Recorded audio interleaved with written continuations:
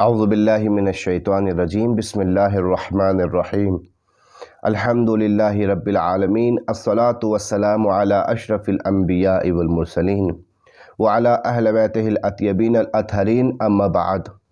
ناظرین اکرام، السلام علیکم ورحمۃ اللہ۔ سب سے پہلے آپ تمام مومنین کی ناظرین کی خدمت میں حضرت امام محمد باقر علیہ السلام کی ولادت کی مبارکباد پیش کرتے ہیں۔ پروردگار عالم سے دعا ہے کہ پروردگار ہمیں امام باقر کے نقش قدم پر، ان کی سیرت پر چلنے کی، امام کو فالو کرنے کی اپنی زندگی میں توفیق عطا فرما۔ امام باقر علیہ السلام کے جو ہمارے شیعوں کے 5ویں امام ہیں، آپ کا نام محمد اور آپ کا لقب باقر اور مکمل لقب باقر العلوم ہے۔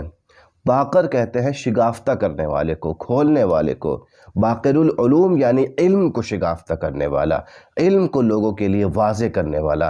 امام کو باقر العلوم کیوں کہتے ہیں؟ اس لیے کیونکہ امام علیہ السلام نے جس طریقے سے علوم کی اور علم آل محمد کی اور دین اسلام کی تشریح کی، اس سے پہلے ایسی تشریح بیان نہیں ہوئی ہے۔ جو مکتب، جو مدرسہ امام جعفر صادق علیہ السلام نے آگے بڑھایا تھا اور اس میں ہزاروں شاگردوں کی تربیت پائی تھی، وہ مدرسہ، اس کی بنیاد رکھنے والے امام محمد باقر علیہ السلام تھے۔ مقدمہ امام باقر نے فراہم کیا تھا اور اس کو پائے تکمیل تک امام جعفر صادق علیہ السلام نے پہنچایا تھا۔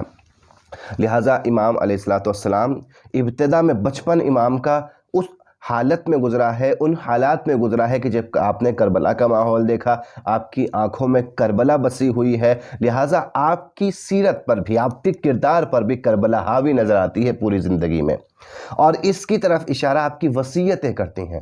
لہٰذا کتنی حاوی تھی آپ کی جو ہے سیرت میں کربلا کہ آپ نے وصیت یہ کی کہ میرے مرنے کے بعد، میری شہادت کے بعد میری عزاداری حج کے میدان، منی کے میدان میں حج کے موقع پر کی جائے، اور ایک رقم معین کی اس عزاداری کے لیے، اور وہاں پر میرے مصاحب پڑھے جائیں، کیونکہ کربلا دیکھی تھی، کربلا آنکھوں میں بسی ہوئی تھی امام کے۔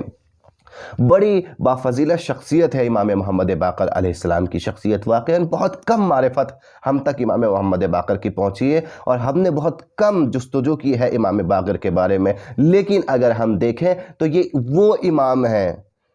وہ امام ہیں کہ جس کو خود رسول خدا صلی اللہ علیہ وآلہ وسلم نے جناب جابر کے ذریعے سے سلام پہنچایا ہے۔ اے جابر، تم میرے 5ویں فرزند کو دیکھو گے، اس کا نام محمد ہوگا، اس کا نام میرے نام پر ہوگا، لہٰذا جب اسے دیکھنا تو اسے میرا سلام پہنچا دینا۔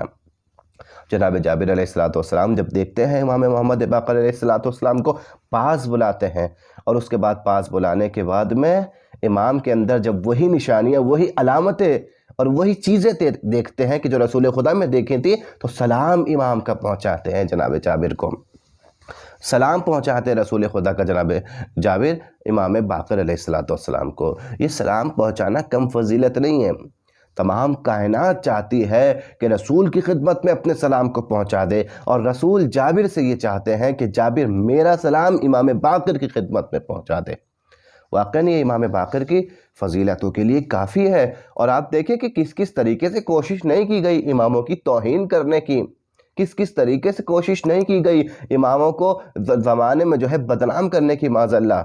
ہر ظالم حکمران نے کوشش کی، ہر ظالم بادشاہ نے کوشش کی کہ امامت کی عزت کو گھٹا دیا جائے، کم کیا جائے، لیکن امام وہ ہوتے ہیں کہ جن کو عزت خدا دیتا ہے۔ دنیا کے یہ ظالم حکمران، چاہے تمام دنیا کی بادشاہت انہیں مل جائے، تب بھی یہ تمام دنیا کی بادشاہت کے بدلے میں بھی، اس طاقت کے بوتے پہ بھی امام کی عزت میں سے ایک ذرہ بھی کم نہیں کر سکتے۔ کوشش کی، ہر امام کے دور میں کوشش کی گئی، اور اسی طریقے سے کوشش کی حشام بن عبد الملک جو امام باقر کے دور میں حاکم ہیں، اس نے بھی کوشش کی کہ امام کی توہین کی جائے، امام کی عزت کو کم کیا جائے۔ امام جعفر صادق علیہ السلام بیان کرتے ہیں کہ مجھے اور میرے بابا کو، یعنی میرے بابا کو بلایا گیا شام میں کہ آؤ شام آ جائیے۔ میں اور میرے بابا کے ساتھ میں شام کے لیے روانہ ہوئے، ہم شام میں پہنچے، 3 دن وہاں رکے۔ اس کے بعد میں حشام ہمیں ساتھ میں لے کر دربار سے باہر نکلا، اور وہاں پر کچھ مسابقے، جیسے کچھ کھیل کے کمپٹیشن وہاں برگزار تھے، لوگ پریکٹس کر رہے تھے اور کچھ کھیل ہو رہے تھے، وہیں پر کچھ لوگ تیر اندازی کر رہے تھے۔ تیر اندازی یعنی ایک تیر کو اس نشانے پر لگانا جو مورد نظر نشانہ ہوتا ہے، اور جس کا اس نقطے سے نزدیک تیر رہتا ہے وہ جو ہے اس مسابقے میں جیت جاتا ہے۔ ایک نقطہ ہوتا ہے، ایک پوائنٹ ہوتا ہے، اس کے اطراف میں جو ہے سرکلز ہوتے ہیں، اور اس پوائنٹ پر یا اس پوائنٹ کے نزدیک جو ہے آپ کو تیر کو پہنچانا رہتا ہے۔ آج بھی یہ کمپٹیشنز ہوتے ہیں، اس زمانے میں ہو رہے تھے۔ لہٰذا حشام نے سوچا کہ امام باقر علیہ السلام خاندان رسالت سے تعلق رکھتے ہیں، علم آل محمد تو مشہور ہے، علم کا مسئلہ تو یہ بتا ہی دیں گے، لہٰذا ہو سکتا ہے ان سے تلوار بھی چلانا آتا ہو، ہاشمی خون ان کے رگوں میں ہے، لیکن تیر اندازی شاید ان سے نہیں آتی ہوگی۔ آج تیر اندازی کے مسابقے میں ان سے تیر جو ہے چلوا کے دیکھتے ہیں، لہٰذا پھر زمانے پر واضح ہو جائے گا اور زمانہ دیکھ لے گا کہ آل محمد کے گھرانے کو تیر اندازی نہیں آتی، امام کی توہین ہوگی معاذ اللہ۔ اب لاتا ہے تیر کمان اور امام کی خدمت میں دیتا ہے، ابن رسول اللہ آپ بھی ذرا مسابقے میں شرکت کیجیے، آپ بھی ذرا شرکت کیجیے اور تیر چلائیے۔ مولا بوڑھے ہو چکے تھے، ضعیف ہو چکے تھے، مولا نے کہا مجھے اس معاملے سے دور رکھ۔ تو امام نے جب کہا کہ مجھے اس معاملے سے دور رکھا، شام نے کہا نہیں یہ قبلہ، یہ ابن رسول اللہ آپ کو تیر چلانا ہوگا، ہم بھی دیکھنا چاہتے ہیں کہ امامت کا نشانہ کتنا تیز ہوتا ہے، امامت کا نشانہ کیسا ہوتا ہے۔ جب امام علیہ السلام نے دیکھا کہ حشام کا ارادہ کیا ہے، تو اب حشام کے ارادے پر پانی پھیرنا یہ قدرت کی ذمہ داری تھی، اور قدرت اور مشیت کے ارادے کے مطابق کام کرنا یہ امامت کی ذمہ داری تھی۔ امام باقر نے تیر و کمان کو لیا، اور تیر و کمان کو لینے کے بعد پہلے کمان میں تیر کو جوڑا، اس کے بعد جو تیر کو رہا کیا تو سیدھا اسی نقطے پہ جا کے لگا کہ جو نقطہ سرکلز کے بالکل درمیان میں ہوتا ہے، بالکل بیچ میں ہوتا ہے۔ جب ایک تیر لگ گیا تو حشام نے سوچا شاید اتفاق ہو گیا ہو، ایک دوسرا تیر بھی ٹرائی کیا جائے، ایک دوسرا تیر امام کو دیا جائے، دوسرا تیر دیا گیا، ابن رسول اللہ پھر سے تیر ماریے۔ اب جو دوسرا تیر امام نے پھینکا ہے تو دوسرا تیر پہلے تیر کی پشت پہ جا کے لگا اور پہلے تیر کو چیرتا ہوا آگے بڑھ گیا، اور اسی طریقے سے مسلسل امام نے 9 تیر پھینکے اور ہر تیر ایک تیر کے پیچھے پیوست ہو گیا، اور اس طریقے سے جو دیکھنے والے تھے حیران و پریشان رہ گئے، اور حشام پشیمان ہوا کہ یقیناً ہم اگر مل کر اس بات پر اقدام کریں کہ امام کی عزت کو زمانے میں کم کریں تو یقیناً نہیں کر سکتے، انہیں خدا نے عزت دی ہے۔ یہ بات واضح ہو گئی اس مسابقے سے، تیر اندازی کے مسابقے سے، کہ یہ نہ سمجھے ظالم کہ اگر ہم کبھی تیر نہیں چلاتے ہیں تو ہم تیر چلانا جانتے نہیں ہیں، کبھی ہم تیر نہیں چلائے ہیں تو یہ الگ بات ہے، ہمارا تیر نہ چلانا الگ بات ہے، لیکن ہمیں پروردگار نے ہر علم عطا کیا ہے، ہم ہر ہنر جانتے ہیں، ہم ہر ہنر رکھتے ہیں، ہم سے کوئی کسی میدان میں نہیں جیت سکتا۔ دیکھیں امام محمد باقر علیہ السلام کی سیرت، دیکھیں امام کی سیرت میں اپنے گھر والوں کے لیے سختی اور محنت کرنا امام کی سیرت میں ہے۔ ایک شخص نے دیکھا مزدوری کر رہے ہیں، باغ میں موجود ہیں، ہل چلا رہے ہیں، تو اس نے کہا کہ یا ابن رسول اللہ آپ ہل چلا رہے ہیں، غلاموں کے ہوتے ہوئے آپ پریشانی اٹھا رہے ہیں، آپ زحمت کر رہے ہیں غلاموں کے ہوتے ہوئے، کیوں آپ زحمت کر رہے ہیں؟ آپ ہاشمی خاندان سے ہیں، آپ امام وقت ہیں۔ تو امام نے فرمایا میں اس وقت اللہ کی اطاعت کر رہا ہوں، کیونکہ اپنے بیوی بچوں کے لیے معاش کا انتظام کرنا، رزق و روزی کا انتظام کرنا اللہ کی اطاعت ہے، اور اگر اللہ کی اطاعت میں ابھی مجھے موت آئے تو یہ موت شہادت سے کم نہیں ہے۔ خدا کی اطاعت میں زندگی بسر کر رہا ہوں، کہ یہ کم ہے کہ میں اللہ کی اطاعت نہ کروں ہر حال میں؟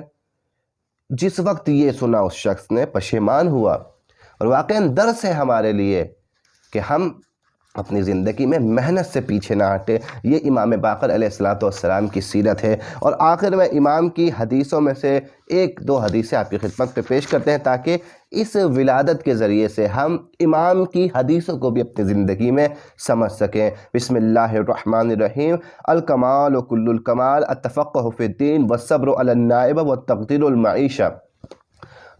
تمام کمالات، الکمال و کل الکمال، تمام کمالوں کے کمال 3 چیزوں میں پوشیدہ ہے، یعنی زندگی کے سارے کمال، دنیا کے سارے کمال 3 چیزوں میں ہیں۔ یہ 3 چیزیں اگر ہمارے پاس ہے تو ہمارے پاس ہر کمال موجود ہے، اگر یہ 3 چیزیں ہمارے پاس نہیں ہیں تو ہمارے پاس کوئی کمال موجود نہیں ہے۔ پہلی چیز التفقہ فی الدین، دین میں غور و فکر کرنا، یہ پہلا کمال انسان کی زندگی کا ہے کہ دین میں غور و فکر ضرور کرے، توحید میں غور و فکر، نبوت میں غور و فکر، پروردگار عالم کی عبادت میں غور و فکر، پروردگار عالم کی دنیا میں مخلوقات جو ہیں ان میں غور و فکر کرے، کلاً دین میں غور و فکر کرنا، تفقہ کرنا، یہ پہلا کمال۔ دوسرا کمال الصبر علی النائبہ، دنیا کی مصیبتوں پہ صبر کرنا، جو دنیا کا سب سے مشکل کام ہے۔ یقیناً صبر دنیا کا بہت مشکل کام ہے، لیکن یہی صبر کرنا انسان کا سب سے بڑا کمال ہے۔ وَتَقْدِيرُ الْمَعِيشَةِ، اور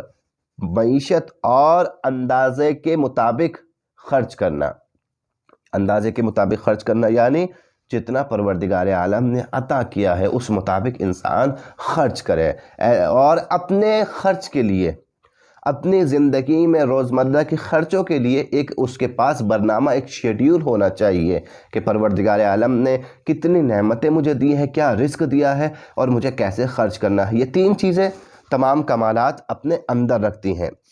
یہ ایک حدیث امام علیہ السلام کی حدیث، اور دوسری حدیث اربع من کنوز النور، اربع من کنوز البر، 4 چیزیں جو ہیں خزانہ ہے، نیکیوں کا خزانہ، 4 چیزیں نیکیوں کا خزانہ ہے۔ کون کون سی 4 چیزیں؟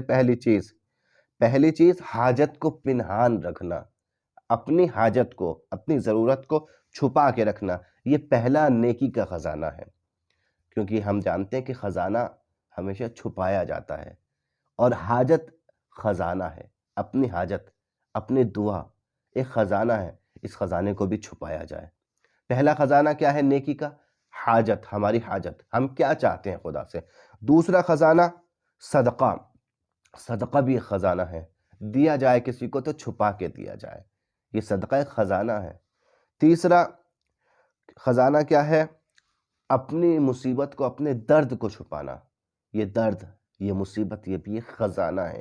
اور چوتھا خزانہ، تیسرا خزانہ اپنے درد کو چھپانا، اپنی تکلیف کو چھپانا، اور چوتھا خزانہ اپنی مصیبت کو چھپانا، اپنی مشکل کو چھپانا۔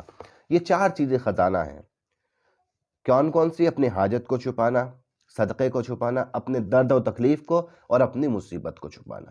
یہ 4 چیزیں اگر کسی انسان نے چھپا لی تو یہ خزانہ ہے۔ یقیناً پروردگار عالم ان کے بدلے میں اجر و ثواب جو اس کو دے گا، کوئی دنیا کا بندہ اسے اجر و ثواب نہیں دے سکتا۔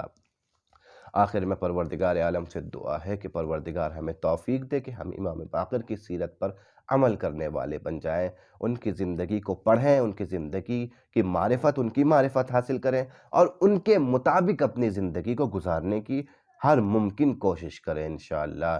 اگلے درس میں پھر آپ کی خدمت میں حاضر ہوں گے امام علی نقی علیہ السلام کی مختصر سیرت کے حوالے سے انشاءاللہ۔ والسلام علیکم ورحمۃ اللہ وبرکاتہ۔